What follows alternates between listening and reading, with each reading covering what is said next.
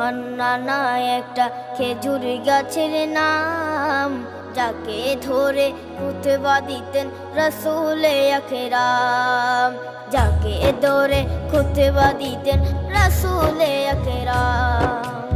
উস্তুনে হান্নানা একটা খেজুর গাছের নাম, যাকে ধরে খুতবা দিতেন রাসূলে আকরাম, যাকে ধরে খুতবা দিতেন রাসূলে আকরাম। গাছটা নবীর বিরহে সদা কাঁদিতে রহে, গাছটা নবীর বিরহে সদা কাঁদিতে রহে।